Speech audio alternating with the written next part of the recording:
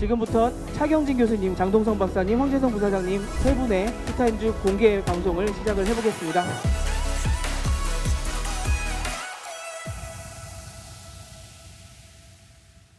안녕하세요. 티타임즈 구독자 여러분, 한양대학교 차경진 교수입니다.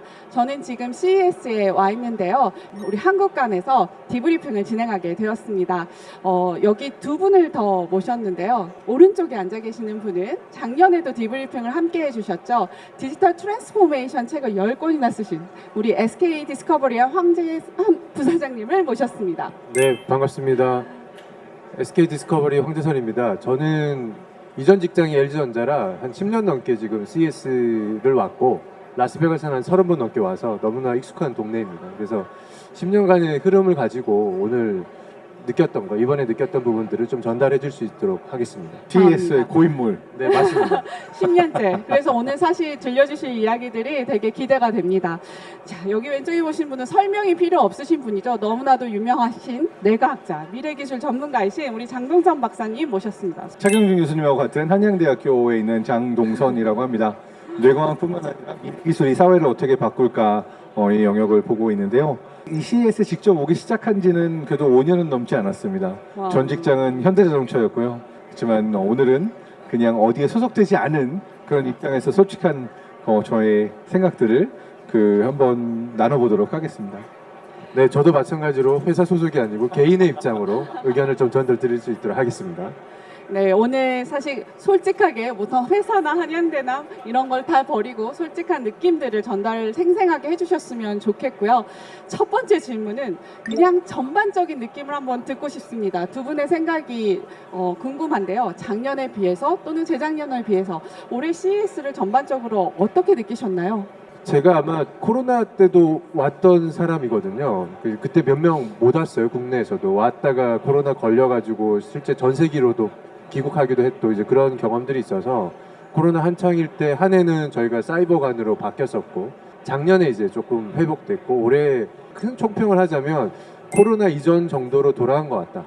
그러나 색깔이 이제 코로나를 거치면서 비즈니스의 방향이라든지 혁신의 속도라든지 그다음에 뭐 국가별 어떤 구성이라든지 이런 부분들이 바뀌었고 외형적으로는 코로나 이전으로 확실히 돌아간 느낌을 크게 받았습니다. 자, 오늘 저희가 약간 양면적으로 긍정적인 부분을 말씀해 주시면 제가 약간 비판적인 부분을 말씀드리려고 하는데 이게 코로나 이전과 비슷한 수준으로 회복이 됐다 또는 더 컸다라고 하는 거는 한국의 참여율로 보게 되면 맞는 것 같습니다.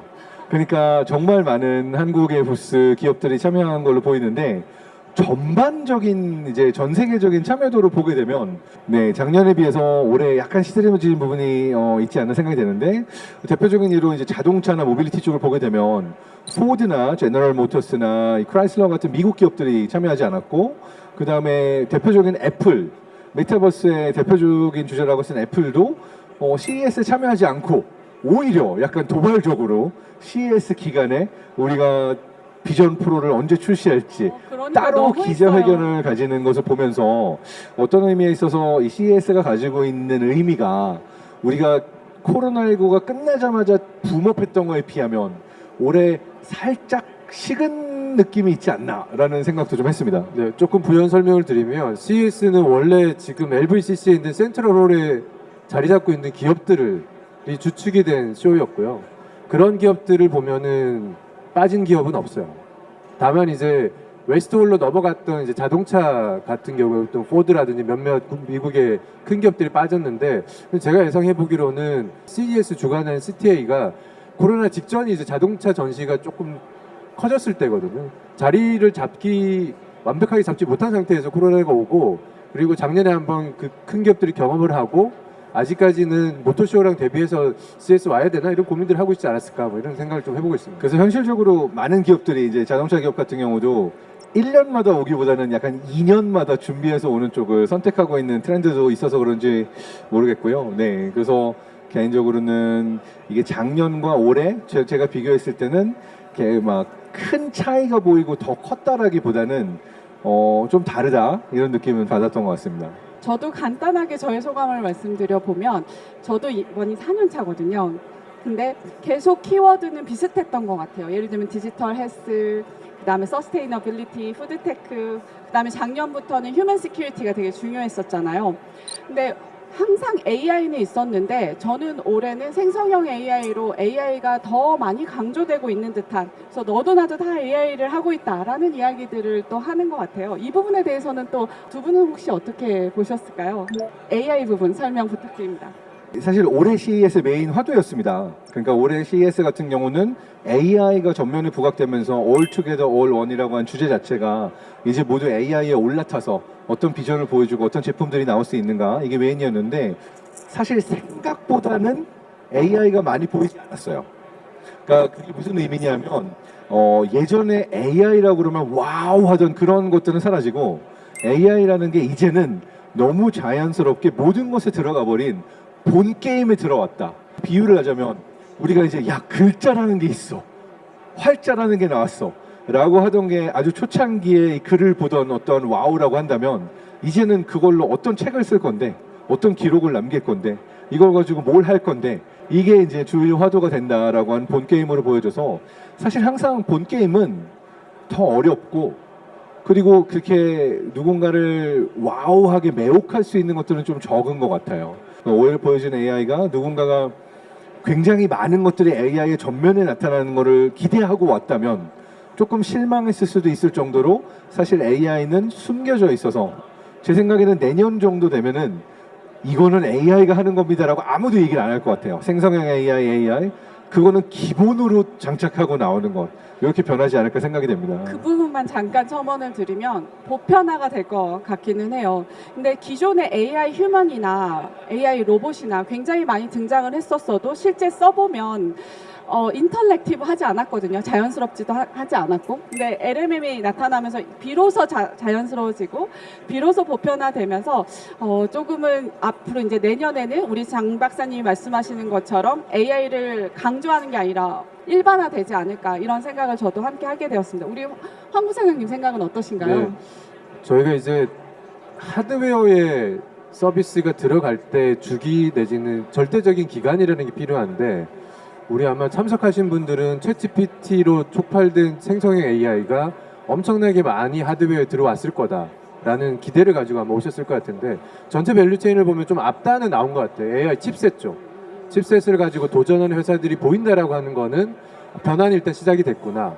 그리고 큰 기업들이 뭐 로레알을 포함을 해가지고 몇몇 자동차 회사들도 LLM을 들어오거나 아니 직접 만들겠다라고 하는 회사들은 선언적으로 하거나 아니면 이미지로 보여주거나, 이제 그럴 수밖에 없었던 것들은 하드웨어까지 들어오는 데는 절대적인 시간이 아마 부족하지 않았나라는 거고, 장 박사님이 말씀하신 것처럼 아마 내년이면은 그러한 부분의 서비스는 좀 폭발할 거고, 마찬가지로 원래부터 큰 가전 제품이라든지 하드웨어는 이미 AI들이 많이 들어가 있었습니다. 이제 그런데 이제 이런 시대가 되면서 좀 패키징을 하면서 좀 더 세일즈하는 부분들이 강했던 거지, 이제는 없으면 안 되는 기능까지 가 있다. 특히 뭐 가전은 당연하고요. 나머지 스타트업들이 가지고 있는 기술들도 AI가 메인은 아니죠. 인비저블 엔진으로 탑재되어 있는 거고, 본인들이 메인 비즈니스를 어떻게 잘할 거냐, 그걸 잘하기 위한 도움을 AI의 도움을 받아서 한다라는 설명이 좀 더 보편화된 것 같고, 모든 곳에 다 적용됐다라는 부분은 저도 동의하는 부분입니다. 올해 대표적으로 보여줬던 트렌드 중에 하나는 AI를 한다고 할 때 그 AI 기술을 우리가 뭐 이러한 딥러닝, 뭐 이러한 알고리즘 새로 개발했습니다와 같은 발표가 아니라 되게 흥미로운 거는 컬래버레이션과 협업이 눈에 띄었던 부분이 있는 것 같아요. 그러니까 AI라는 것을 백단에 두고 이것을 다른 기업들과 협력할 때 우리가 어느 기업의 걸 어떻게 사용하고 우린 이걸 통해서 전체적으로 어떤 그림을 만들어 나간다라고 하는 부분들이 많았는데, 대표적인 키노트가 지멘스, 로레알, 월마트 협업 파트너들이 더 많이 돋보였던, 우리는 여기랑 이런 것들을 한다라고 하는 부분들이 많이 돋보였고, 국내 기업인 HT 현대 같은 경우에도 사우디아라비아에서 하고자 하는 네옴시티 그곳에서의 어떠한 그 협업 가능성 이런 걸 보여줘서, AI라는 것은 우리가 이러한 AI 기술을 가지고 있다의 어필보다는 이것을 사용해서 어떻게 다른 영역과 경계를 넘어서서 다른 기업과 협업을 만들어내느냐라고 하는 것들이 적어도 대기업에서의 비전에 있어서는 중점적으로 보였던 부분 같습니다. 저도 전 시장을 다니면서 그런 장면을 많이 봤는데요. 예를 들면 LMM, 아마존하고 협력해서 우리는 이런 자동차를 내놓을 거다라는 이야기를 하는 BMW나 복스바겐도 볼 수 있었고, 뭐 그거 말고도 사실 LMM 기반이다라는 이야기를 하는 많은 스타트업들도 있었지만, 구글하고 삼성에 갔었을 때도 우리의 파트너는 이런 사람들이야 라는 것들을 좀 큰 섹션으로 보이려고 그래서 결국에는 오픈 콜라보레이션으로 우리 플랫폼을 이렇게 성장시켜 나갈 거라는 비전들을 보여주는데 작년보다는 조금 더 강조가 되지 않았나라는 생각이 들었습니다. 그러니까 LLM 가지고 아마 그 모든 회사들이 본인들 비즈니스에 어떻게 적용할지 아직은 갈팡질팡하고 있는 것 같아요. 그러니까 이제 뭐 GPT 스토어가 열리고 그 베스트 프랙티스가 시장에서 어떻게 쓰일지를 이제 시작하는 단계이기 때문에 말씀하신 것처럼 내년 정도 가야 각자의 문제를 푸는데 이걸 어떻게 활용해야 될지가 좀 해석이 되지 않을까라는 생각입니다. 그러니까 이제 대기업의 화두 같은 경우는 이걸로 어떻게 비즈니스 모델을 만들고 밸류 체인을 형성해서 정말로 돈을 버는 실제로 시장에 진출할 수 있을 것인가, 거기에 누가 도움이 될 수 있을까라고 하는 고민이 메인이 된 것 같고요. 조금 쓴소리를 하자면 작은 스타트업이나 아이디어로 승부하는 쪽들의 경우에 재밌는 AI의 실현 아이디어들이 많이 보이긴 했거든요. 근데 이제 여기에서 실제로 디테일한 질문들을 해보고 파봤을 때 어떤 트렌드가 보였냐라고 한다면 사실상 제대로 된 AI 기술은 들어가 있지 않은 제품도 많이 보였던 것 같습니다. 그러니까 이 AI라는 것이 우리가 다 사용한다, 그리고 굉장히 뭐 획기적인 변화를 갖고 왔다라고 하지만 그러한 부분에 있어서 우리가 어떤 게 진짜 AI인지, 그리고 어느 기업이 정말 기술을 가지고 있는지는 조금 더 비판적으로 바라봐야 한다라고 하는 부분을 조금 발견하게 된 그러한 CES이기도 했다라고 정리하고 싶습니다. 그러니까 어떻게 보면 보편화된 AI이기도 하지만 너도 나도 AI를 썼다고 말을 하다 보니까 오히려 진짜 정말 제대로 된 엔진을 가지고 하는 AI 스타트업들이 더 보이지가 않을 수도 있겠다는 생각이 드네요. 그건 주의 깊게 살펴봐야 될 것 같다는 생각이 또 듭니다. 작년에는 메타버스 웹3가 굉장히 강조가 되다가 키워드 자체가 사라졌던 것 같아요. 올해 주요 키워드. 하지만 또 센트럴관에 갔더니 메타버스의 섹션이 꽤 컸었거든요. 그래서 뭐가 사라졌고 뭐가 또 다시 강조됐는지도 좀 궁금합니다. 메타버스 부분은 아마 작년에 처음 부스가 만들어졌고요. 올해 이제 2년 차로 이어지고 있다. 그래서 명맥이 없어졌다라는 건 아니고 산업의 어떤 사이클을 타고 있는 느낌이고, 작년에는 좀 더 컨셉에 가까운 느낌이었으면 올해는 아무래도 산업에 직접적으로 적용할 수 있는 디지털 트윈 관련된 기업들, 그리고 아직은 뭐 좀 다양성 있게 보이거나 이들이 성공할지에 대한 물음표는 들긴 하지만은 햅틱이라든지 저희 글라스를 만드는 다양한 이제 도전이 따르는 것만으로도 이 산업 자체는 계속 앞으로는 가고 있구나. 그러나 이제 좀 더 우리 많은 사람들이 관심을 갖는 부분들은 CES가 아닌 다른 쪽, 아까 애플 비전 프로 말씀 주셨던 것처럼 그런 비즈니스를 통해 가지고 한 번의 어떤 변곡이 또 일어나지 않겠냐라는 생각이. 디바이스들이 많이 보였던 것 같아요. 작년에 이어서 카이스트 기업이었던 것 같아요. 조끼나 햅틱 기술 이런 하드웨어들이 좀 더 진보돼서 나오는 것 같고, 아직 하드웨어가 어느 상태인가요? 어느 정도 머추어 되어야지 메타버스가 더 산업이 발전할지 또 궁금하기도 한데요. 사실은 이 메타버스라는 단어가 너무 빨리 떠버려서 모두가 메타버스 얘기를 하기도 하고 여기에 메타버스라고 하는 어떠한 큰 카테고리가 생기긴 했지만, 사실 우리가 이제 인터뷰를 보게 되면 애플이 비전 프로를 내면서 그걸 사용하는 자신과 함께 하게 되는 기업들에게 함부로 증강현실, 가상현실, 메타버스 같은 용어를 사용하지 말 거를 요청했다라는 기사도 오늘 봤거든요. 그러니까 이게 의미하는 바는 메타버스라고 하는 것을 얘기하기에 앞서서 본질이라고 하는 것은 우리가 인터넷과 연결을 새로운 방식으로 경험하게 되는 건데, 그것에 대한 여러 가지 시도들은 보였던 것 같아요. 그러니까 그 하나가 성공적으로 이렇게 갈 거야라고 하는 길은 보여주지 못했죠. 햅틱도 있었고, 그 다음에 레이밴 메타라고 해가지고 내가 음성으로 헤이 메타 뭐가 보이니 뭐 이렇게 얘기하면 나에게 보여지는 것, 내 눈으로 보는 것들을 실제로 소통을 하면서 담을 수 있는 어떤 가능성들을 스마트 헤드셋에서 스마트 글래스로 가는 어떤 단계로 이제 보여줬던 게 안경, 스마트 안경, 뭐 햅틱 이런 디바이스들이 보였던 것 같아요. 근데 실제로 이게 얼마만큼 우리 삶 속에 들어오게 될까라고 한 질문을 던질 때는 그냥 다양한 시도 정도로 보여줬던 부분이 있고, 제가 볼 때 이 영역은 본격적으로 내년으로 넘어가서 이제 오큘러스라든지 엑스리얼, 그리고 모두가 기대하고 있는 애플의 비전 프로, 이게 얼마만큼 생태계를 구성하는데 성공하느냐에 따라서 이 시장이 더 클지 안 클지가 결정이 되는데, 사실 함께 커야 되는 시장이 너무 많아요. 이게 생성형 AI를 통해서 혜택을 받는 영역이긴 한데, 반도체, 파워하는 반도체라든지 5G, 6G 기술이라든지 이거와 함께 커야 되는 기술들이 다 많아서, 이거는 이제 게임으로 비유를 하게 되면은 이게 모아야 되는 열쇠들이 많습니다. 다음 단계 미션으로 넘어가려면 요 열쇠도 모아야 되고 요 열쇠도 모아야 되는데, 모아야 되는 열쇠 10개 중에 지금 한 3개, 4개 정도 모아가는 정도? 이렇게 느꼈어요. 그러니까 메타버스는 좀 오래 봐야 될 것 같아요. 근데 저희가 이제 CES에서 선보였던 테크가 다 성공했냐? 안 그렇거든요. 뭐 대표적으로 3D 프린팅, 뭐 산업에 따라서 다르게 느끼실 수는 있겠으나 한때는 큰 섹션을 마련해서 많은 기업들이 들고 나왔거든요. 지금 그 기업들은 어떨까라고 하면은 기술의 형방성세는 메타버스 또한 이제 좀 지켜봐야 되는 부분이고, 말씀하신 것처럼 너무 빨리 떴다가 조금 가라앉은 경향인 거지, 전체적인 기술의 하이프 사이클로 보면 이제 조금 랜딩을 하고 있는 느낌이지 않나요? 근데 또 말하자면 그 메타버스라는 영역이 사라지지는 않을 걸로 보입니다.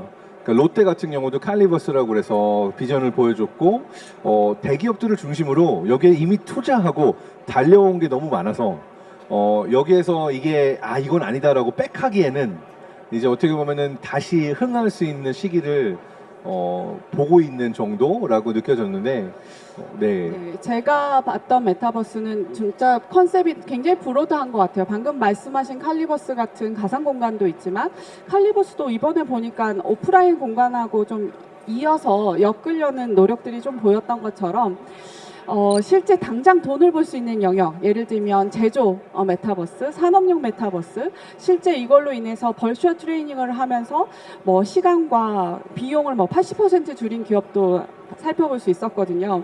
이런 식으로 당장 이제 기업에서는 이런 메타버스에 발전하고 있는 기술들을 당장의 산업의 문제에 어떻게 적용할 수 있을까, 이런 것들이 지멘스의 키노트에서도 저는 볼 수 있었던 것 같아요. 좋은 예가 이제 지멘스랑 다소 시스템이었던 것 같아요. 프랑스와 독일의 대표 주자인데, 사실 이 양쪽은 이걸 메타버스라는 이름으로 부르기보다는 이게 XR 기술과 AI를 합쳐서 디지털 트윈 기술의 예를 보여줬고, 그 다음에 재밌는 거는 이 기술을 활용하는 데 있어서 본인들이 전면에 나서기보다는, 이게 약간의 전략 차이가 있긴 했지만 다소 같은 경우는 우리가 할 수 있다라고 보여줬던 부분이 좀 있었던 반면, 지멘스 같은 경우에는 이 프로스테틱스, 그러니까 수족이라든지 아니면은 가루로 음식을 먹을 수 있는 그러한 그 제조하는 조그만 스타트업, 이런 데를 우리가 백엔드에서 소프트웨어부터 하드웨어, 생산 장비, 요거를 버추얼하게 공장 전체를 모니터링할 수 있는 그러한 기술, 이거를 이제 지멘스가 우리가 다 파워를 하고, 그래서 전 세계 어디서나 이 기술을 사용하려고 하는 조그만 플레이어들이 우리를 사용해가지고 이거를 팽창시킬 수 있지 않은가라고 하는 부분들을 어필했던 것 같아요. 그래서 XR의 경우에도 대표적인 예가 소니와 포뮬러1 레드불 팀을 보여주면서, 이 소니의 XR 기기를 가지고 내가 실제로 이 레드불 팀의 어떠한 그 제어 장비라든지 이러한 부분들을 어떠한 형태의 그 디지털 트윈 기술을 사용해서 디자인을 할 수 있고 정비할 수 있는가의 가능성들을 지멘스 부스에서 보여줬던 부분들이 있죠. 한 가지 갑자기 생각나는 부분이 있는데요. 그 메타버스의 이제 기술들, 새로운 혁신적인 기술들이 금방 다른 중국 부스나 다른 부스에서 막 따라하는 것들이 좀 보이더라고요. 그래서 이런 부분은 또 어떻게 보셨는지, 우리가 어떻게 대비해야 되는지라는 생각도 드는데, 혹시 장 박사님 그 부분에 대해서 어떻게 느끼셨는지 알 수 있을까요? 그러니까 지금 이제 CES의 작년도 그렇고 올해도 그렇고 점점 더 추세는 한국 기업이 참여를 많이 하고 있잖아요. 그래서 미국, 중국에 이어서 3위기도 하고, 혁신상 받았던 그 기업들 중에서는 40%가 넘는 기업들이 한국의 기업들이었다라는 좋은 뉴스들이 존재하기도 했는데요. 근데 이제 여기에서 우리가 주의해야 될 것이 뭐냐면, 저는 이렇게 말하고 싶어요. 그 스포트라이트와 CES에서 경험하는 가슴 뜀들이 바람이 들면 안 된다. 무슨 얘기냐면, 올해 같은 경우에 수면 테크가 굉장히 많이 보이고 작년에 국내 기업들이 코트라나 이런 스타트업들에서 보여줬던 기술들 중에서 올해 조금 더 많은 스포트라이트를 받았던 기술이 많았어요. 근데 이거는 거꾸로 말하면 뭐냐면 우리나라에서 되게 뛰어난 좋은 아이디어와 아이템을 가지고 나왔던 국내 기업이 CES를 통해서 스포트라이트를 받고 이거를 상용화해서 실제로 돈을 벌거나 실제로 본 게임에 진입하기 전에 올해 이미 수없이 많은 경쟁자들이 중국에서 다른 나라들에서 나오면서 오히려 이 CES에서 스포트라이트를 받았던 것들이 득보다는 독이 될 수도 있는 상황들이 많이 보였던 것 같아요. 그래서 국내 기업들이 이렇게 많은 스포트라이트를 받는 게 한편으로 자랑스럽긴 했지만 개인적으로는 좀 걱정이 됐던 게 이게 여기서 끝나는 게 아니라 실제로 이걸로 돈을 벌어야 될 텐데 실제로 다음 라운드에 넘어가고 자신들이 하는 것들을 성공적으로 잘 해내야 될 텐데 이 CES에서의 관심이 어떻게 보면은 누군가가 이거를 가져가서 다 자기들도 하는 형태로 카피캣들이 많이 보여서 약간 걱정이 됐던 부분들이 많습니다. 그러니까 제가 만났던 스타트업 대표님도 이렇게 딱 중국 기업들이 와가지고 이렇게 사진을 다 찍고 영상을 다 찍어가는데 본인들은 해외 바이어를 만나기 위해서 왔고 돈을 벌기 위해서 왔는데 저거를 말려야 될지 해야 될지 이렇게 되게 어디까지 보여줘야 될지 이런 것들이 고민된다라는 말을 들은 적이 있습니다. 그래서 정말 공감되는 말씀이신 것 그래서 같습니다. 좀 냉철하게 생각해야 되는 부분이 있는데 또 이제 이 분야를 더 오래 봐오셨던 분들은 약간 다른 말씀 하시기도 하더라고요. 네, 뭐 하루 이틀 문제는 아니거든요. 뭐 LG전자, 삼성전자 부스 와서 많이 카피를 따라 했던 기업들이 그 옆에 부스를 만들었죠. 저는 이제 그 과정에서 뭐 카피캣이 등장하는 게 나쁘지만은 않다. 그래야지 시장이 커지는 거고 그 사이에서 리더십을 가져야 되는 부분이 있기 때문에 그걸 좀 딛고 나셔야 되는 부분들은 분명히 있는 건데 명가함이 같이 존재하는 건 맞는 것 같습니다. 이게 이제 대기업의 입장입니다. 대기업의 경우에는 몸집이 있으니까 이래야 시장이 커지지 이러는 반면 스타트업의 경우에는 이러다가 말라 죽는데 라고 하는 걱정들이 좀 존재하기 때문에 양면적인 시각들이 좀 존재하죠. 대기업에서 스타트업들을 좀 많이 밀어주고 투자해 주시고 사주고 이런 것들이 좀 필요할 것 같습니다. 부탁드립니다, 부사장님. 저희 다음 이야기로 좀 이제 넘어가 볼 텐데요. 여기 많이 구독하시는 많은 분들은 CES 현장에 못 와보셨어요. 그래서 센트럴홀부터 시작해서 우리가 쭉 한번 훑어봤으면 좋겠는데 우리 센트럴홀에는 말씀하신 대기업들도 많이 있죠. LG전자, 삼성전자, 또 전통기업의 테크화도 좀 볼 수 있는 것들인데 그 부분부터 우리 황 부사장님께서 먼저 말씀해 주시면 어떨까요? 어떤 네. 걸 보셨나요? 국내 대기업의 대표 선수 삼성전자, LG전자를 좀 비교를 해보면 아마 올해 많은 분들이 생각보다 별론데? 라는 느낌을 가지신 분들이 꽤 있으실 것 같아요. 저 또한 이제 작년, 재작년하고 비교했을 때 시나리오에 큰 변화는 없는데 코로나 직전까지는 어떤 상황이 좀 있었냐면 그 전시를 하고 그리고 바로 출품을 양산을 했거든요. 근데 코로나 직전에는 이게 너무 간극이 벌어졌다가 코로나 거치면서 다시 좀 좁혀진 것 같아요. 그러니까 그 말은 올해 이제 전시에 나왔던 것들은 뭐 삼성의 분리도 그렇고 LG전자에 나온 상품 제품들도 물어보면 이거 양산 언제 해야 됩니까? 출시 언제 합니까? 라고 하면 6개월 이내 일자를 이야기도 하고 계세요. 그러니까 그 정도로 전시를 하고 바로 이제 제품 출시를 하기 위한 그 과정으로 좀 다시 수렴을 했기 때문에 아무래도 좀 비저너리한 그런 컨셉보다는 현실적 시나리오로 좀 많이 들어갔다라는 게 제가 좀 근데 또 의외로 박람회를 실제로 전시회를 실제로 보는 사람들 입장에서는 비전과 재미 이런 것들 좀 기대하는 부분들이 많은데 LG 같은 경우에는 뭐 삼성도 마찬가지지만 굉장히 많은 사람이 줄을 서가지고 갔고 특히 양쪽에서 이제 보여줬던 게 투명형 그 TV 투명해졌다가 반투명해졌다가 올레드를 사용한 올레드 T, 네 올레드 T 되게 많은 인기를 끌었고 사진도 많이 찍어가고 했는데 나름 감동 포인트 주는 부분들이 있어서 이게 이제 일반 이 전시회 참여자 입장에서는 한번 보고 나면 와우가 분명히 있긴 했던 것 같아요. 그 다음에 또 재미로 보게 되면 지금 이제 모기업이신 SK에서의 원더랜드 가장 재밌었다라고 하는 어떤 임팩트와 평도 있었는데 좀 만족하시는지. 저는 전시하는 기법은 SK가 지난 3년간 이렇게 복귀를 해보면 매년 성장을 엄청 했다. 그리고 준비하셨던 탄소 중립에 대한 메시지를 전달하기 위해서 많은 노력이고 개인적으로는 뭐 좀 충분히 고민한 현적을 좀 봤던 것 같습니다. 네. 그리고 빼놓을 수 없는 게 또 현대 기아 발표가 굉장히 좋았다. 그리고 데모도 좋았다라고 하는 평이 저는 오히려 외국 친구들에게서 더 많이 들었던 부분들이 좀 있습니다.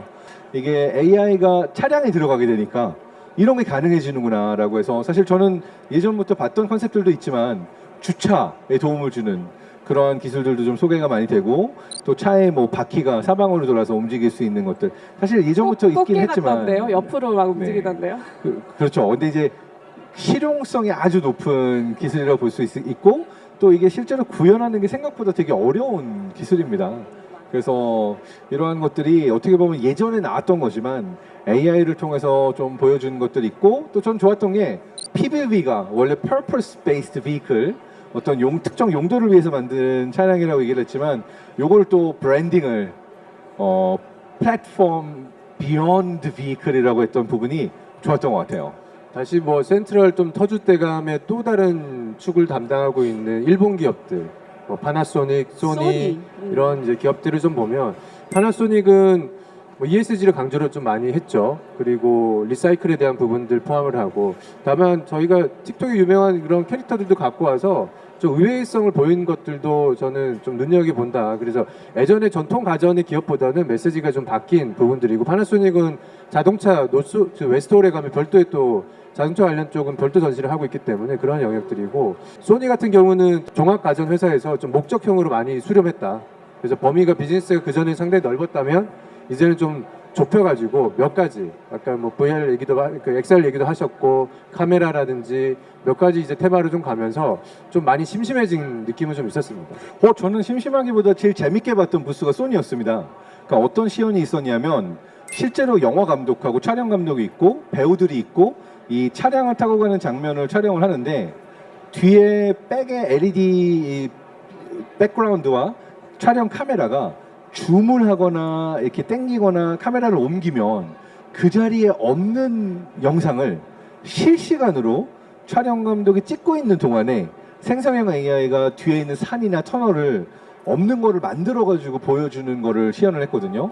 생성형 AI가 이걸 보완적으로 생성해 가지고 보여줄 수 있는 촬영 기법, 이게 이제 실제로 카메라와 뒤에 있는 LED가 세트가 돼서 이게 현실이 아닌데 현실 같은 데모를 하는 걸 보면서 아, 이거는 기술이 많이 발전했다. 그래서 이거는 AI 기술로 우리 이런 것도 할 수 있습니다 라고 하는 비전을 넘어서서 말씀하신 것처럼 어떤 실용성, 요 기기를 사게 되면 정말로 활용할 수 있다라고 하는 것들을 보여줬던 부분들이 있어서 저는 좀 인상 깊었던 것 같습니다. 뭐 연결해 보면 캐논, 니콘도 유사하게 아마 전시가 좀 있었을 거고요. 그래서 카메라를 하는 쪽은 다 촬영을 좀 더 용이하게 하는 방향으로 흘러가는 게 거긴 단순히 이전에는 디바이스 중심이었다면은 이제는 소프트웨어랑 좀 결합한 모습이 공통적으로 좀 보였던 것 같습니다. 센트럴에서는 스마트홈의 전쟁을 빼놓을 수가 없는 것 같아요. 사실 작년에는 구글도 스마트홈을 이야기하고 굉장히 아마존도 스마트홈을 이야기했었는데 이번에는 삼성전자하고 LG전자에서 스마트홈에 로봇을 내놨어요. 사실 이 로봇을 내놨다는 이야기는 저는 의미가 큰 것 같아요. 과거에는 우리가 IoT 센서를 여기저기 다 붙일 수가 없잖아요. 근데 이 로봇이 다니면서 집안의 상황을 모니터링하고 데이터를 콜렉팅해서 상황적 맥락적 기반의 스마트홈 서비스를 하겠다는 또 신호이기도 할 것 같은데 이건 또 어떻게 보셨는지 궁금합니다.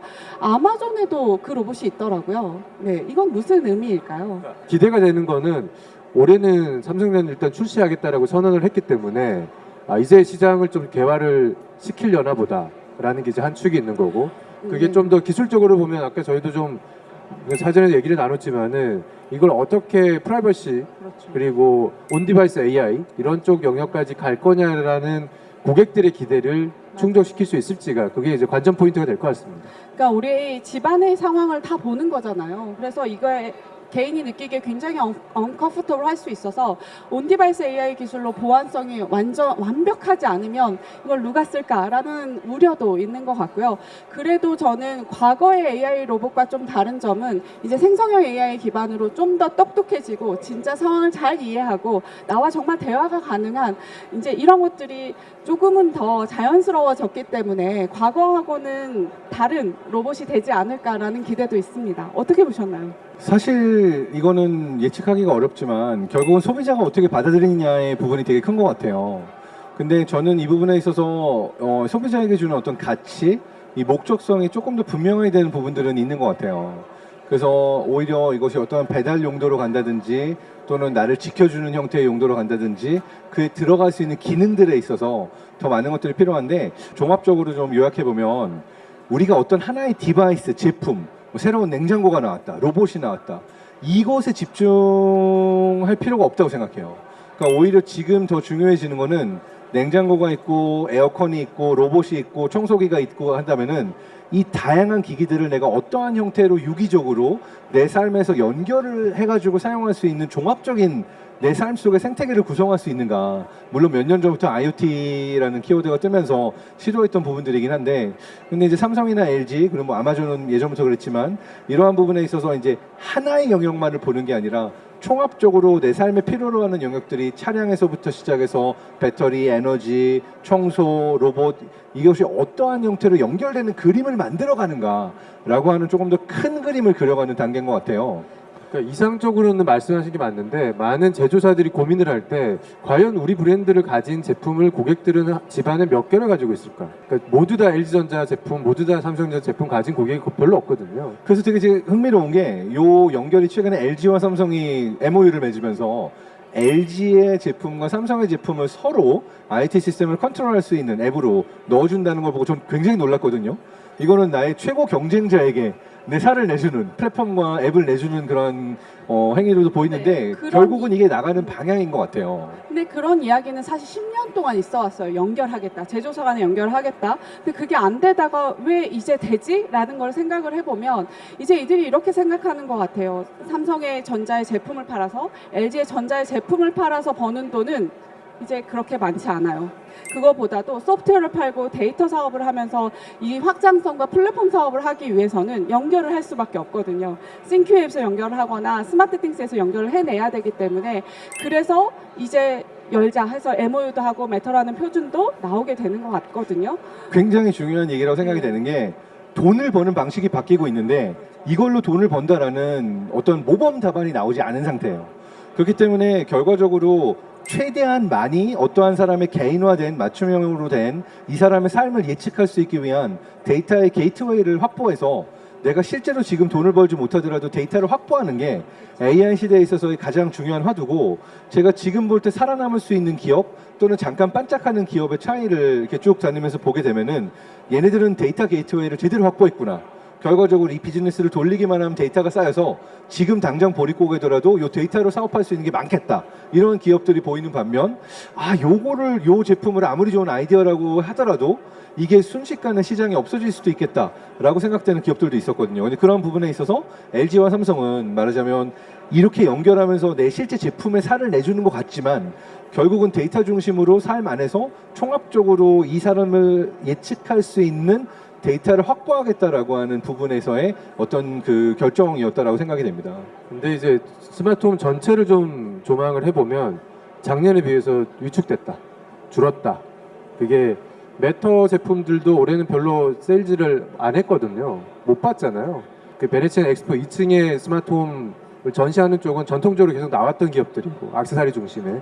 그렇게 보면 스마트홈이 뭐 LG전자, 삼성전자를 중심으로 한 비전은 있긴 하겠지만, 과연 우리 삶 속에서 이게 제대로 자리 잡고 있는지는 부침이 계속 있는 것 같아요. 느껴봤을 때. 저는 이렇게 생각해요. 스마트홈 자체를 강조하진 않았지만 스마트홈과 스마트카와 스마트 오피스 간의 연결성은 굉장히 많이 보여주려고 했던 것 같아요.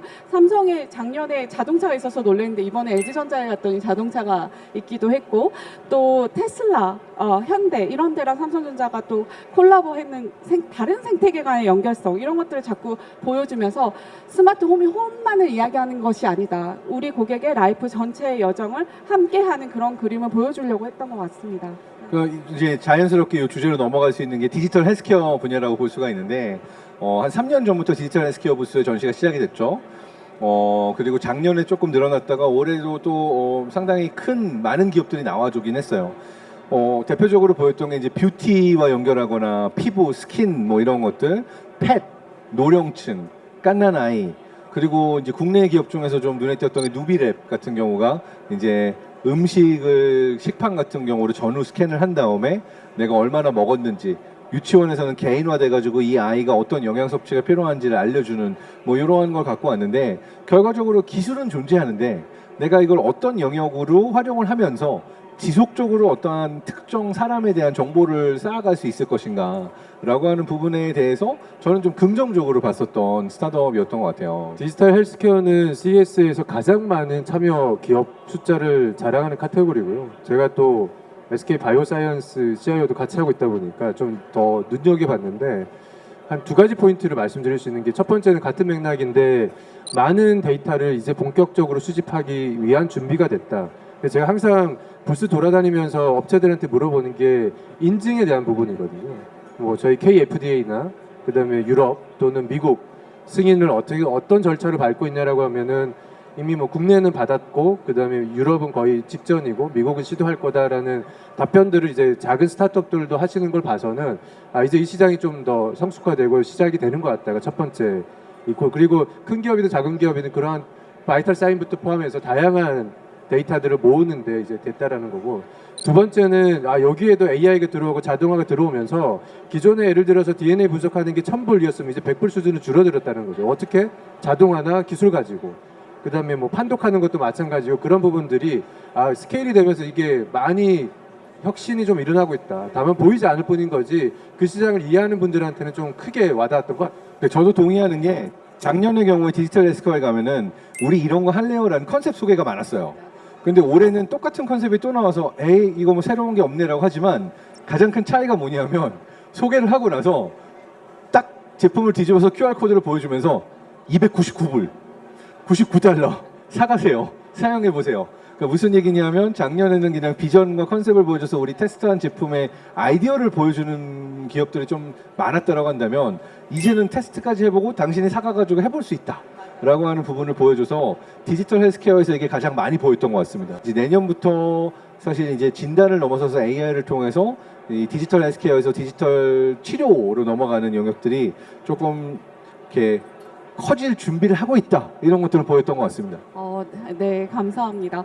아까 황부장님께서 말씀하신 것들 중에 저는 굉장히 인상 깊은 이야기가 푸드테크에서 뷰티테크, 디지털 헬스로 이제 넘어가는 이야기를 하셨잖아요. 저는 사실 뭘 봤냐면, 푸드테크와 이 디지털 헬스와 뭐 이런 많은 그 데이터들이 서로 연결돼서 하나로 좀 합쳐지는 듯한 기분이 들거든요. 그러니까 예를 들면 그 화장실에 변기 있잖아요. 비타민이 부족한지 철분이 부족한지 이런 정보들이 푸드 스타일러의 데이터로 들어가서 내가 철분이 부족하면 어떤 음식을 먹어야 되는지, 그리고 내 냉장고에 있는 재료로 내 부족한 영양분을 채우기 위한 어떤 음식이 좋은지, 사실 이런 것들이 다 데이터의 연결을 통해서 또 생성형 AI로 비로소 가능해지는 것 같아요. 과거에는 생성형 AI가 없이는 우리가 수많은 레시피들의 DB를 쌓았어야 했거든요. 그래서 룰베이스로 보여줬어야 했다면 김치찌개인데 김치가 없는 김치찌개 레시피를 만들어낼 수 있을 만큼 좀 나의 건강 데이터들이 슬립테크에 있는 나의 잠 데이터, 여기 워치에 있는 나의 헬스 정보, 바이오 정보, 화장실에 있는 저의 바이오 정보들이 다 연결돼서 좀 함께 흘러가는 듯한 기분이 좀 들거든요. 이거에 대해서는 또 어떻게 느끼셨는지 궁금합니다. 네. 똑같은 것 같아요. 스마트홈하고 느낌이. 그러니까 필요한 거 다 공감은 하는데 과연 그게 심리학이 잘 연결될까라고 하는 것들은 아직은 단절이 당연히 많고요. 대신에 이제 디지털 헬스케어 영역에서 데이터를 수집한 것들이 내가 원격으로 활용한다라든지 이런 좀 특화된 영역에서는 가능성과 실제 실용성 내지는 실제로 출시되어 있는 모습들이 보이기 때문에 아마 저는 교수님 말씀하신 방향으로 지속적으로 나아가긴 할 텐데, 과연 그쪽이 우리가 스마트홈이라는 거는 테크 중심이기 때문에 스펙도 정의하고 표준도 정의하고 쭉 나가는 부분들인데, 이쪽 영역은 그게 쉽지 않을 것 같거든요. 그래서 시간이 좀 더 오랜 기간은 더 필요하지 않을까. 우리 센트럴에서 조금 넘어가 볼까요? 모빌리티, 스마트 모빌리티관에 대한 이야기 잠깐만 짚어봤으면 좋겠습니다. 거기에는 아마존도 있고 빅테크 같은 기업들도 있고 차량 OS를 이야기하는 건 삼성전자, LG전자도 하고 있고, 제가 사실 놀랐던 건 자율주행차 기술이 진보하기는 했지만 하늘을 나는 자동차도 또 내보냈더라고요. 그래서 저는 너무 깜짝 놀랐는데, 스마트 모빌리티의 기술은 어느 정도 작년에 비해서 어느 정도 올라왔고 어떤 게 인상적이었는지 좀 말씀 주셨으면 좋겠습니다. 저는 뭐 화려한 거는 너무 많죠. 아까 뭐 하늘을 나는 자동차 정말 화려한데요. 제가 가장 혁신상 받은 기업 중에 인상적으로 봤던 곳이 만도입니다. 특히 이제 우리나라처럼 주차 공간이 협소하고 여기에 이제 많은 노동력이 들어가거나 사람들이 신경을 쓰거나 하는 부분들은 이건 충분히 빠른 시간 안에 양산을 해서 쓰일 곳이 많겠다. 기존에 있는 자동차를 좁은 공간 안에 주차장을 좀 활용하기 위한 컨셉이었고 이런 컨셉들은 저는 충분히 혁신을 끌어갈 만하다라는 것이 첫 번째였고, 그다음에 자동차 전체에서 이제 가장 큰 목소리를 낸 기업은 저는 아마존이지 않았나. 우리는 생산부터 모든 영역까지 다 할 수 있어요. 라는 거를 많은 분들이 시각은 다르겠지만 개인적으로 느끼기에는 가장 크게 떠드는 것 같다. 이런 느낌을 좀 받았습니다. 저도 만도가 눈에 띄었어요. 그 이유는 뭐냐면 굉장히 간단한 기술이에요. 사실은 네모 모양의 틀이 바퀴 밑에 들어가서 들어 올린 다음에 자율주행을 통해 가지고 이 차를 원하는 공간에 주차를 시킬 수 있는 거예요. 그러니까 이게 차량 자체에서 어떤 자율주차나 자율주행을 구사할 필요가 없이 굉장히 많은 어떤 주차장들이나 어디서 사용할 수 있는 기술이라서 더 간단하게 되는 게 있었구나 라는 약간 허를 치고 들어가는 그런 부분이었어서 저도 좀 되게 좋게 봤었던 부분이 있고, 그리고 자동차가 아닌 모빌리티를 좀 확장을 해보면 뭐 작년에 이어서 여전히 스포트라이트를 받았던 존디어, 그리고 밥캣, 그 두산의 밥캣 같은 경우만 하더라도 자율주행을 하죠. 그 농부가 없이 트랙터가 자율주행하고, 밥캣 같은 경우에도 원격지에서 공사를 하게 되잖아요. 중장비를 운행을 하는 부분들이기 때문에 기존에 이제 노동력이 들어갔던 노동집약의 산업이었거나 또는 그 디바이스에 저희가 타서 운전을 직접 해야 됐던 부분들이 또 마찬가지 실용적으로 많이 넘어왔고, 이게 좀 더 우리가 일반 무인 자동차에 비해서는 좀 더 현실적으로 쓸 수 있는 기술이었기 때문에 그 두 회사도 저는 좀 인상적으로 봤습니다. 저는 우리나라 기업을 좀 이야기하고 싶은데요.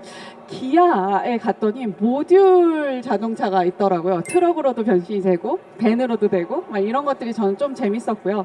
현대자동차를 갔더니 수소를 여전히 강조하고 있고, 근데 사실 수소 자동차는 어디까지 갈 수 있는지 현실 가능한지 저는 이런 게 아직 조금 더 궁금한 점이고, 스마트 시티를 얘네가 왜 이야기하지? 라는 의문이 들었어요. 근데 생각을 해보면 자율주행차 시대가 오면 사람들이 자동차를 소유하지 않게 되고 도시 전체가 이렇게 자율주행화되면 스마트 시티를 이야기 안 할 수가 없겠구나. 어쩌면 자율주행차를 소유하게 된다고 하더라도 내가 한양대학교에 딱 나를 내려주고 내가 강의하는 동안, 근무하는 동안 내 자동차가 돈을 벌 수도 있겠구나. 이런 새로운 비즈니스 모델까지 재밌는 생각을 하게 됐는데요. 혹시 장 박사님, 현대자동차의 수소자동차와 이런 것들 어떻게 보셨나요? 용감한 발표였다고 생각하고 필요한 발표였다고 생각합니다. 너무 많은 걸 하겠다고 한 것 같지는 않으세요? 이제 현대자동차 같은 경우는 수소차, 그 수소차 같은 경우가 굉장히 많은 기대를 걸고 있는데, 그냥 쉽게 얘기하면은 어떠한 영역에서 포기할 수가 없다라고 볼 수 있냐면, 지금 우리가 이제 전기차로 넘어간다고 하지만 지금의 전기 자동차를 대량 생산하게 되면은 사실 중국 한 나라의 전체 자동차가 전기차로만 변해도 전 세계 리튬 양이 모자란다. 이 배터리에 들어가기 위한 것들, 이러한 예측들도 나오거든요. 그래서 수소차가 힘을 발휘하게 되는 가장 큰 영역은 사실 큰 트럭들, 물류, 그 다음에 장거리를 이동해야 될 때 이것을 그 전기를 사용해서 이동하는 차를 파워링 하려면 결국은 수소차가 이쪽에서 더 큰 그 파워를 발휘할 수밖에 없다라고 하는 부분에 있어서 포기할 수 없고 계속 파다 보면은 분명히 어떠한 가능성이 보인다라는 부분에 있어서 그거를 저는 잘 제시한 것 같고요. 그 다음에 기아차에서 이제 PBV라고 했던 부분은 사실 저도 예전에 그 기업에서 일할 때 같이 봐왔었던 모델 중에 하나인데, 그냥 아주 쉽게 얘기하면 전 이거예요. 회사에서 일하고 집에 가는데 만약 자율주행이 된다. 그냥 차에서 불편하게 졸면서 자는 게 아니라 침대차가 와서 흔들리지 않는 편안함, 이걸 나에게 제공하면서 내가 진짜 푹 자면서 출퇴근할 수 있으면 너무 좋을 것 같고, 병원에 가기 위해서 반차를 쓰는 게 아니라 그냥 병원 자체가 날개로 이동해 와가지고 필요한 체크를 다 하고 다시 가는 이런 형태. 그래서 우리가 이동이라는 걸 생각할 때 모빌리티 안에 훨씬 많은 것들을 담을 수 있지 않을까라고 할 때 걸맞는 비전이 이제 기아가 보여준 PBV라고 할 수 있는데, 이거는 기아뿐만 아니라 많은 기업들이 보여주지만 어떠한 모델로서 가능성을 보여준 거는 올해 프레젠테이션이 굉장히 훌륭했다라고 생각합니다. 그리고 같은 계열사에서 이제 나온 슈퍼널, 그 나사 미 항공우주국의 전 본부장이셨던 이제 신재원 박사님을 현대차에서 모셔와서 그리고 요 개발하는 거를 시작했는데, 사실 이거는 되게 장기적입니다. 수소도 그렇고 하늘을 나는 그 UAM 기술 같은 경우도 10년을 보고 가야 되는 건데, 안 가면 어느 순간 뒤처질 수밖에 없는 거라서 그렇게 안 가기보다는 우리가 선구자로 주도하는 쪽으로 만들어 가자라고 하는 전략이 저는 좋은 것 같습니다. 뭐 깨알같이 들어가면 SK텔레콤도 UAM을 선언하면서 25년도를 목표하고 있다니까 한번 지켜보시죠. 기대가 됩니다. 저도 기대하겠습니다. 우리 이 공간에 대해서 좀 이야기하고 마쳤으면 해요. 이번에도 역시나 우리나라 스타트업들이 굉장히 많이 왔어요. 이곳 유레카관도 반 정도가 한국 기업들인 것 같다는 생각이 듭니다. 다시금 우리나라가 IT 강국의 정말 최고구나라는 것도 느끼게 됐는데요. 여러분, 한국 스타트업 기업들에 대해서 평가를 한다면 또 어떤 스타트업이 또 인상적이었는지 좀 간단한 평을 듣고 싶습니다. 어느 한 기업만을 꼽기에는 여러 개 너무 꼽아야 많은 됩니다. 쪽들이 좋은 데가 많아서 이거는 조금 어려운 것 같고요. 조금 더 쓴소리를 좀 하고 싶은 부분이 있다면, 네, 해주세요. CES에 왔다라고 해서 글로벌한 건 아닌 것 같아요. 무슨 얘기냐면 한국관이 있고 되게 많은 해외의 어떤 글로벌한 사람들과 만날 수 있는 부분들이 있어야 되는데, 개인적으로는 굳이 라스베가스까지 와서 하루 종일 한국말만 하고 한국 사람들에게만 소개를 하는 부분도 조금은 있었던 것 같아요. 그래서 이러한 부분들이 저는 우리가 조금 더 공격적으로, 그러니까 좋은 기술 갖고 있고 라스베가스까지 왔다면 이 한국의 스타트업들이 그 조금 부끄러울 수 있지만 그 미국 애들이 잘하는 거잖아요. 조금 더 액티브하게 영업을 하고 나가고 글로벌한 사람들이 한국 부스에서 한국 기술을 볼 수 있도록 잡아가기 위한 필요들이 있는 것 같아서 굉장히 많은 발전을 이뤘고, 많은 한국 기업들이 와서 뿌듯하지만 더 나아가는 데 있어서는 조금 더 글로벌해지면서 더 많은 접점들을 찾을 수 있으면 좋겠다.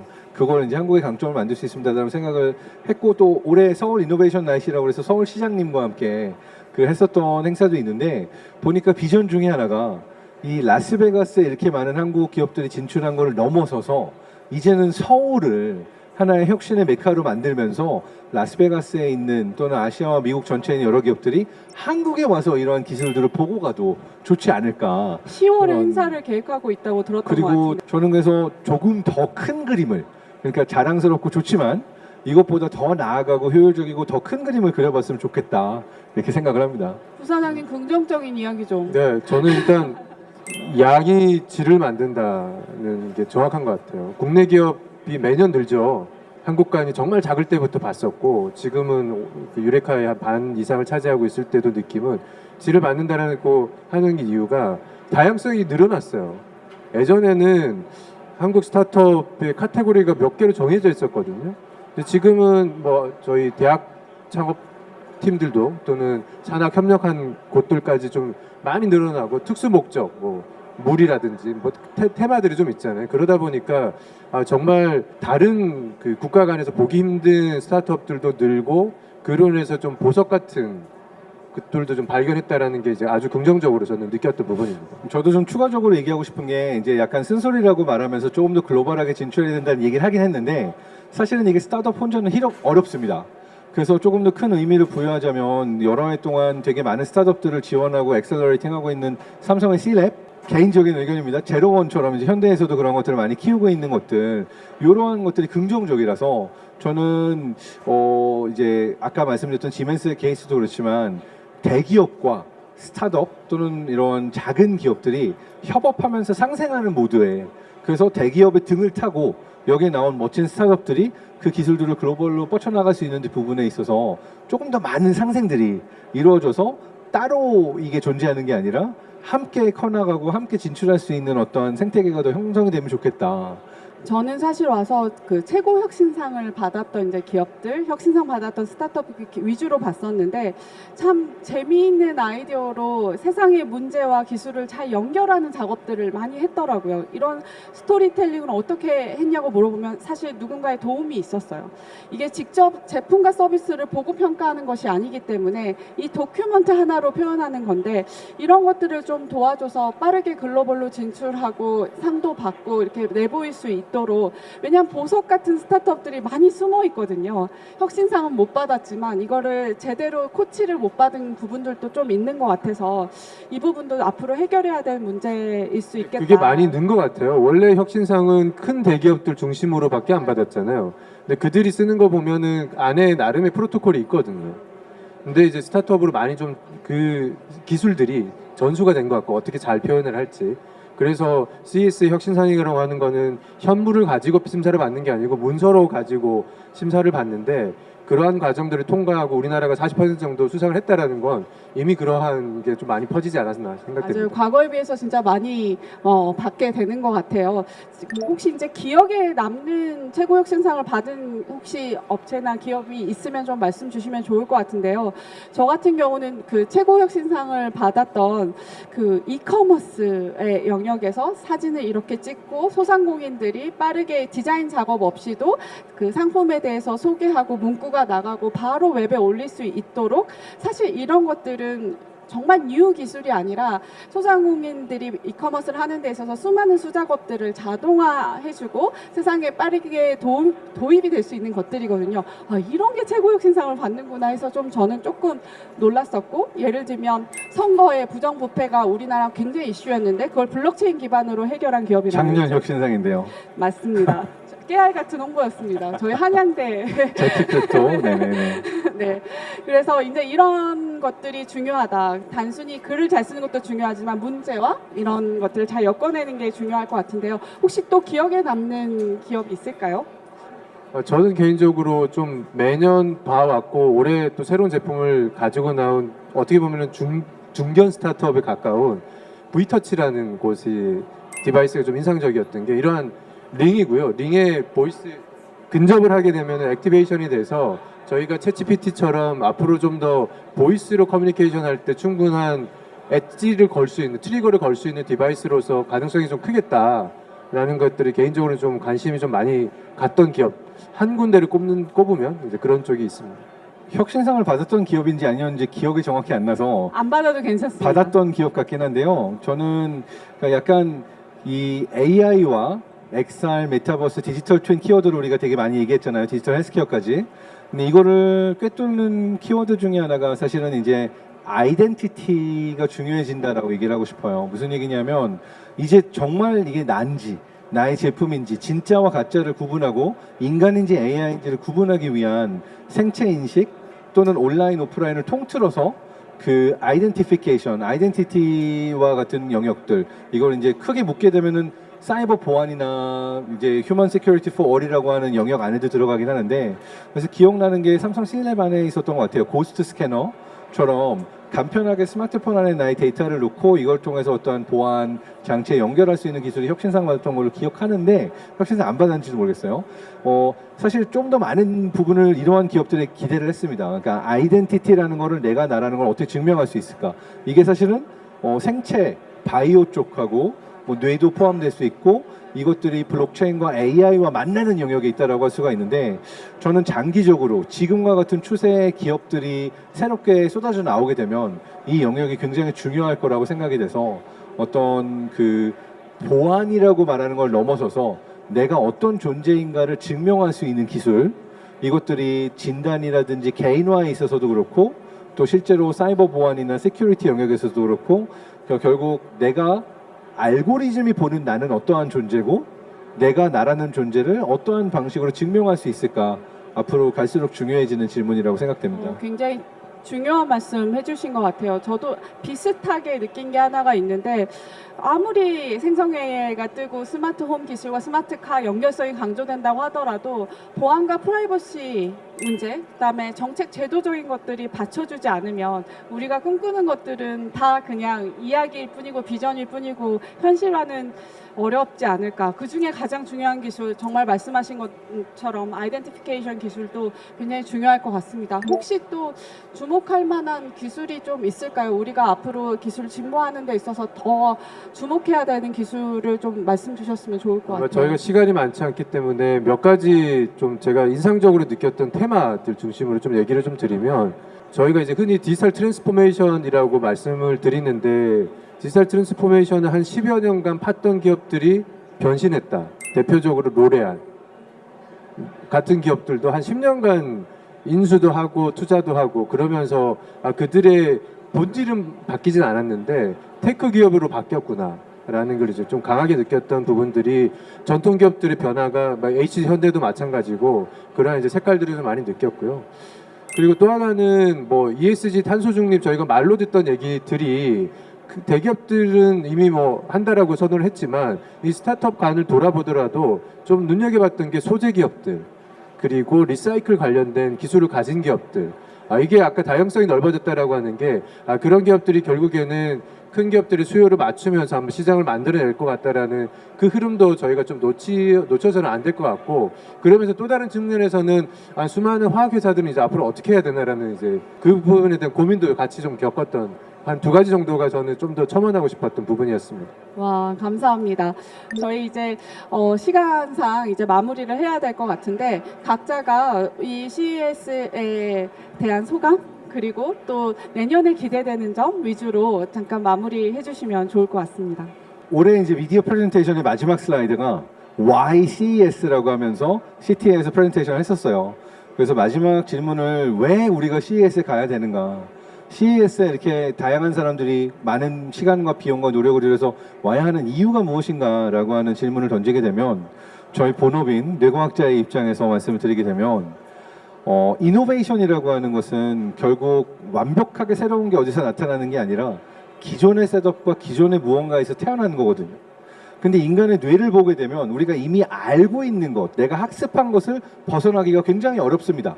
새로운 걸 상상해 보라고 하거나 창의적이 돼 보라고 하거나 미래를 상상하라고 해도 우리는 어디까지나 내가 알고 있고 내가 배우고 경험한 것 안에서 미래를 상상하게 돼 있어요. 근데 이걸 유일하게 깨주면서 혁신을 만들 수 있게 되는 방법은 뭐냐면, 나와 전혀 다른 누군가와 만나게 되면서, 그리고 신뢰를 가지고 소통을 하게 되면서 나의 세상이 깨지면서 내가 한 번도 상상하지 못했던 새로운 것들을 상상할 수 있는 메커니즘이 생겨나는 거거든요. 그래서 CES라고 하는 거는 어떻게 보면 큰 그림에 있어서 너무나 다양한 영역들이, 모빌리티, 헬스케어, 뷰티 테크, 뭐 정말 많은 영역들이 있지만, 서로 다른 영역에 서로 다른 비전들과 이것들을 어떻게 구현했는가를 보고 부딪히면서 얻게 되는 영감, 그리고 이걸 통해서 내가 혁신을 만들 수 있는 능력이 생기는 것, 요거는 정말 와가지고 부딪혀보지 않으면 생기지 않는 부분이라서, 제가 보면 CES에서 어느 해에 어떤 기술이 좋았다, 뭐가 어떤 한계가 가지고 있다, 그러니까 우리가 손가락 끝만 바라볼 게 아니라 굉장히 많은 사람들의 손가락이 어딘가를 가리키게 되면 이 손가락들의 패턴이 어떠한 길로 어딘가 먼 미래를 향하게 되는가라고 하는 더 큰 그림을 그려볼 수 있게 되는 능력, 요게 CES가 가진 의미가 아닌가 생각이 돼서 여러분에게 마지막으로 드리고 싶은 말씀은, 그러니까 내가 익숙하고 편한 사람들하고만 만나고 대화하지 않고 여기에 오셔서는 한 번도 대화하지 못한, 나랑은 정말 다른 사람들과 많이 소통을 해보시는 기회를 가지는 것이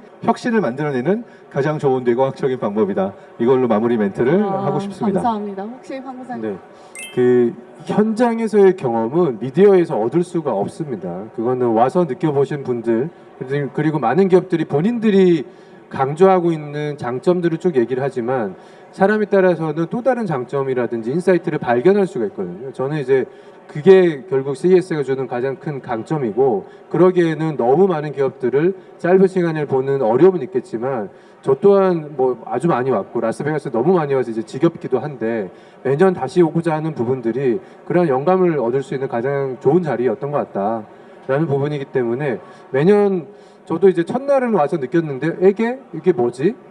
둘째 날은 이런 의미가 있겠구나. 오늘 이제 셋째 날이다 보니까 좀 생각들이 정리가 되고 있습니다. 모든 이제 기술들의 사이클상의 혁신을 바라볼 때가 있고 그다음 비즈니스를 바라볼 때가 있기 때문에 그 주기들을 조금 이해를 해보면 지금은 이제 혁신의 주기보다는 비즈니스에 좀 더 가까이 가는 시점이지 않느냐. 그러면은 비전을 바라보는 분들한테는 좀 약할 수는 있겠으나 사업을 바라보는 분들한테는 이제 시장이 보인다라는 거죠. 그런 관점에서는 CS가 주는 메시지는 그해 달랐다. 그렇기 때문에 뭐 저는 올 한 해를 가지고 또는 어떤 단면을 가지고 판단하기보다는 좀 더 종합적으로 본인이 원하는 쪽을 가지고 기준으로 좀 판단해 보시면 좋을 것 같습니다. 저는 개인적으로 이런 생각이 들었어요. 아는 만큼 보이더라고요. 그냥 처음에 왔었을 때는 아무 생각 없어서 와 그냥 신기하다 이렇게 많은 사람들이 그냥 이러고 말았었는데 공부를 하고 제가 관심 있는 전공의 분야에 더 파고들수록 새로운 것들이 또 보이더라고요. 사실 올해는 저는 엄청 기대를 하고 왔었어요. 야 생성형 AI가 어떤 제품을 이렇게 혁신시켰을까? 사실 잘 보이지 않았어요. 아직은 시간이 더 필요할 것 같아요. 그래서 또 저는 내년에 오게 되는 것 같아요. 과연 보편화된 생성형 AI가 어떻게 스마트홈과 스마트카와 그 다음에 아주 작은 소형 가정까지 바꿔놨을지 또 기대되는 점도 있는 것 같습니다. 이런 기대 때문에 또 매년 오게 되는 것 같고요. 또 저는 개인적으로 이렇게 훌륭하신 두 분과 같이 디브리핑을 할 수 있는 기회까지 얻게 돼서 너무 좋은 것 같습니다. 오늘 너무 많이 배웠습니다. 바쁜 시간 내주셔서 정말 감사하고요. 내년에도 디브리핑 해주실 거죠?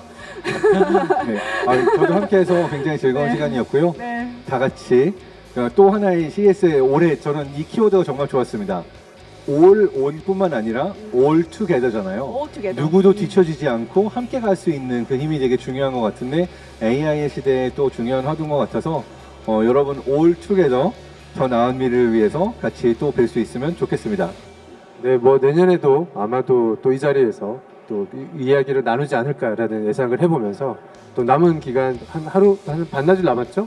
또 많이 또 즐기시면 좋을 것 같습니다. 네, 여기 현장에 계신 분도 함께 해주셔서 너무 감사하고요. 티타임즈 구독자 여러분 끝까지 들어주셔서 감사합니다. 여기서 저희는 물러가도록 하겠습니다. 감사합니다. 감사합니다. 감사합니다.